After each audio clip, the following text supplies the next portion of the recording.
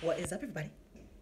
J Nell here with my UFC 235 prediction videos happening this coming Saturday.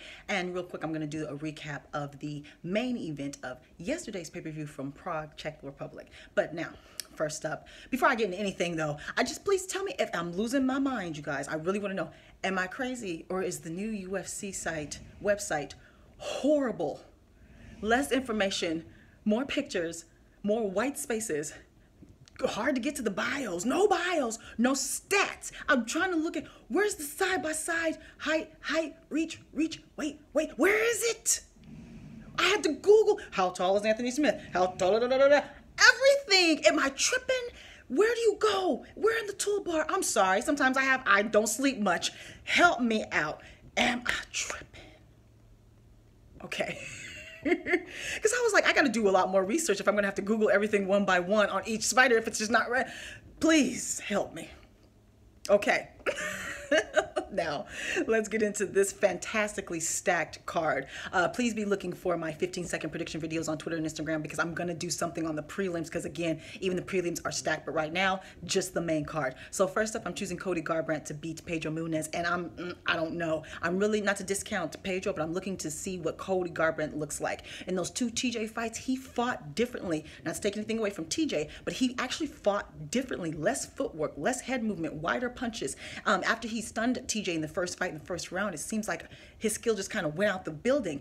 In the second fight, I expected him to kind of go back to the footwork, to the head movement, to being tricky, to baiting him into bad movements, all the tricky stuff he used to beat Dominic Cruz, and it wasn't there. Again, less head movement, fighting wide punches. So we know he had coaching changes as well. So was this just a thing that happened with in those two fights there? Are we making adjustments, or is this the new Cody? What's going on?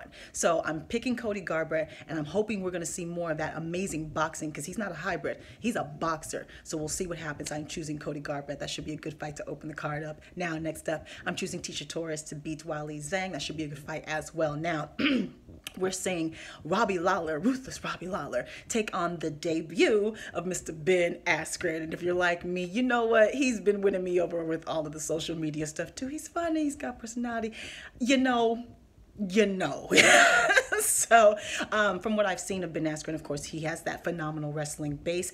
From what I typed in and looked up, they are around the same height. Like there's only a 1 inch difference there with the height, 5'11", 6 foot.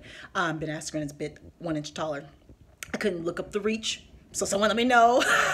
With his phenomenal wrestling and Robbie having a kickboxing base, I think that physically with the grappling, I do think Ben Askren is going to be physically stronger than Robbie Lawler. We know that Robbie Lawler has amazing takedown defense. We also know, let's talk about it, we know with his kickboxing and that ruthless name that he's earned so much because that killer instinct, he's the type of person that even if you win, you get beat up in the fight, you still don't want to fight him. His ability to go through pain and then come back at you and get his second and third and fifth win. He's gotten slicker with his boxing, smarter with his boxing. He has feints now. He has head movements. He has nice long combinations. He draws you into his power. He's just the improvement we've seen, and we've basically seen his entire career. Fan favorite, personality, lovely, enjoys every moment in that octagon, outside the octagon. You really enjoy watching Robbie as a fighter and just simply as a human being.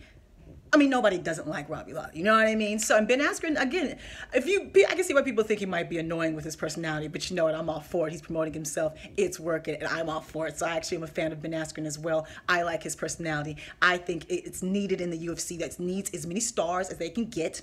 So let's see, we want him to have a good showing. They're throwing him into the wolves. They're throwing him against the ex-champ. Who's going to win this fight? Again, Robbie Lawler has great takedown defense, but I do think that Ben, I don't know how his chin is. I don't have as much information about Ben. So you guys just let me know. Flood me with Ben Askren information. How is his chin? How is his stand-up? Does he have enough tools on the feet to disguise the wrestling, which I think we all know he'll probably be a bit better than, even if it's just with the dirty boxing up against the cage and making Robbie hold his body weight and winning the position battle. So let me know his other tools, his other skills. That's what it's going to depend on. Does he have enough tools? Has he fought a high enough competition to where he's had to think and maneuver in such high levels during the fight, because Robbie has, make adjustments, do the things that he needs to do in real time to win that fight, even when he's losing, like again in that Roy fight, which was such an amazing fight. So I'm gonna pick Ben Askren. Yeah, I am. I'm gonna pick Ben Askren. I don't know where Robbie's at in his career. He's been off for a while, which I'm happy. I think he needed to heal up a bit. But I love the drama, the story. Let's let the new guy come in and make a splash. We love Robbie. He can recover. All right. Now, on to the first of the two title shots. This is the co-main event, and we are seeing the UFC welterweight champion, Mr. Tyron, the chosen one, Woodley, taking on Kamaru Usman. And I'm pretty sure he has a nickname, and it spaces me right now. Oh, I know he does. I'm sorry. Somebody tell me Kamaru's nickname. Okay. So Kamaru, this is a well-deserved title shot. He's earned it. He's on a great winning streak. He's had some good wins, and now that spectacular win and defeat of RDA kind of gave him that highlight win that he needed to boost him into this position that he is in now. So let's talk about the challenger. Of course, he has that wrestling base. He has developed his standing game. He can do enough striking, this, that, and the other to disguise that wrestling, get a hand on you, push you up against the cage, and then take you down. And then his ground and pound you. He's not laying and praying. He is trying to finish you. He is all over you. He's got a great feel of leverage, body control.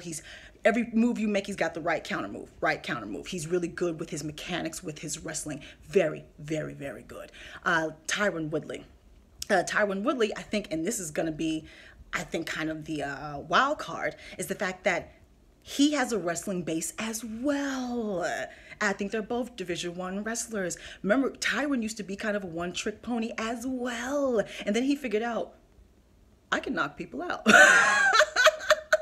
And then he just proceeded to work on his stand-up, and he's become more than just a one-punch knockout power. We've seen the way he whooped up Darren Till before he took him to the ground. He's got combinations now. He's got kicks now. He's got knees and elbows now. He's putting it together. He's doing head movement. He's doing footwork. He's become smooth on his feet. He's not clunky anymore.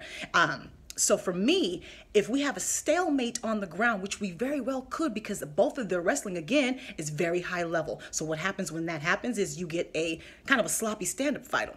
So if that happens, if it's a stalemate on the ground because they're kind of equal in strength, they're equal in size, Kamaru's 1 inch taller, I believe their reach is close to the same as well. If they're both around the same physical strength and we get a stand-up match, I think that Tyron has more tools. I think he has more tools standing. I also think he'll be quicker. I think he has quicker hand speed and quicker body movement than Kamaru does. So if this stays standing and in space, I give that to Kamaru. If it's on the ground with the grappling, I don't know. We could see a stalemate. If we see close quarters, dirty boxing up against the cage, that sort of thing where they're close position battles, reversal, some submissions there, that sort of thing, I would say Tyron has more tools, but I think there's things from Kamaru we just haven't seen yet. And if Kamaru is better in the wrestling, if he has better mechanics, because he's been doing it, he still does it more, you see what I'm saying? So if he has better mechanics and he's a bit stronger and is able to muscle Tyron a bit in the dirty boxing, close quarter situations, he might be better at that, but I don't know. So I say on the ground, I don't know. Close quarters, dirty boxing, position battles up against the cage, I don't know. Standing up in space, Tyron. So I'm sticking with the champ, the chosen one, and still Tyron Woodley. Now, main event, and we're seeing the UFC light heavyweight champion, Mr. Jon Bones Jones, taking on Mr. Anthony, I believe it's Lionheart Smith. Okay. So they're the same height, 6'4". Let's start with Anthony. Anthony is a Muay Thai fighter who we've seen with this last fight, his grappling is coming along nicely. They say Lionheart, but he's very ferocious, Anthony is, and he can take a punch. He's going to need to make this ugly, and he's good at doing that. He's going to need to make this ugly, and he's going to have to take some to give some, and just accept that right off the bat. They're the same height, but I'm pretty sure that Jon has the reach advantage because he has abnormally long arms, and he always has the reach advantage. So someone let me know how much. Is it 5 inches, 3 inches? How much? Because they are the same height. So I'm imagining it's around like 3 inches, which it matters because Jon fights long. But again, Anthony's fist, who's going to be stronger, physically stronger, who's going to hit harder? Anthony might actually hit harder. His knees, his elbows, with all of that, I think he can generate a lot of power in small spaces. So I think that Anthony might actually hit harder than Jon Jones. However, they both contain knockout power in their hands and in their feet. So John Jones, of course, it has a wrestling base, which is something people forget about because he has so many other tools. But he has a wrestling base, training for the Olympics before he got his wife pregnant for the first time. So, but he hasn't had to use it. His Muay Thai has come along nicely. His Jiu-Jitsu has come along nicely. He can submit you on the feet, standing up. He debuts new moves. He's got kickboxing. He's got the range. He fights super long 9-10 punch knee combinations. He debuts new moves, makes adjustments on the feet. He has one of the best minds in MMA. And we're just talking about him as an athlete. Unfortunately, if he didn't have all that other mess, if he wasn't such an F-up and doing whatever it is that he's doing that I will make a video on, I still promise. I'm still gathering all the information of the lengthy history of Mr. John Jones. But if he didn't have all of that, there would be no question, right? Right. But all of that, PEDs and all of that, they don't teach skill and they don't teach that mind. That's what they don't teach. So for me, with Anthony Smith, his last 3 wins, with the Hua and Rashad Evans, great wins. However, John beat them like 7 years ago when they were still much more higher in their competition level. Not to say anything about them now, but John beat them like 7 years ago. So Volkan Oezdemir is young gun, up and coming, still physically fit, still competitive, and he dusted him. So again, you're gonna have to just throw everything at him, Anthony. Throw everything at him, Anthony. Don't be afraid to take some, to get some. You're gonna have to make this ugly. I do think you hit harder. You're gonna have to stay in his face, get inside of that range. Just muck it up. Muck it up. John Jones, stay long or have him come in close. Because you do things that people don't do. In close quarters, you wrench the arm, you cover the breath, you stomp on the feet, you do all these little things that people don't do. As DC said, it makes it seem like you're bigger than you are. So for me, it's not that I don't think Anthony Smith has the right type of tools to beat John. I don't think Anthony Smith has enough tools to beat John. I could be wrong though. Underdogs win all the time. I'm sticking with the champ though, and still John Jones. And now real quick, Prague, Czech Republic, I got this pick. You got to pay attention to my Instagram and all of that. I did it like 2 hours before the event, even though it happened at 2 o'clock in the afternoon here in Cali. But I did pick Thiago Santos to beat Jan Blachowicz, and he did. He beat him in the 3rd round. The first 2 rounds actually were pretty close. They were filling each other out. The momentum was kind of going back and forth. They both had their moments until the end of the 2nd round, where it seemed like Santos started to take a little bit more risk, got a little flashy with his kicks. He got a little bit more aggressive at the end of the 2nd round. He continued more of that in the 3rd round. As Jan was coming in, he clocked him with the left that dropped him. Jan immediately started to cover up, and he just hammer him, fist. He hammer fisted him all the way from being in this position all the way to the fetal position.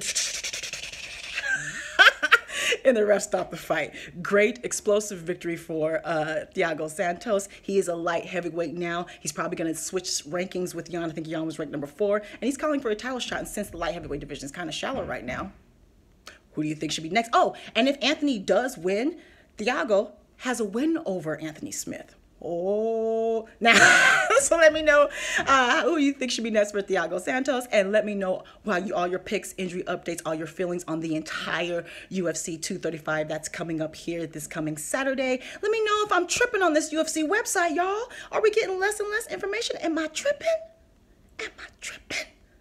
Okay. Follow me on Facebook, Twitter, and Instagram, where I will have 15-second predictions because, again, the prelims of this upcoming card are also stacked. Follow me. I'm on Snapchat now. Subscribe, like, talk to me, take care, and goodbye.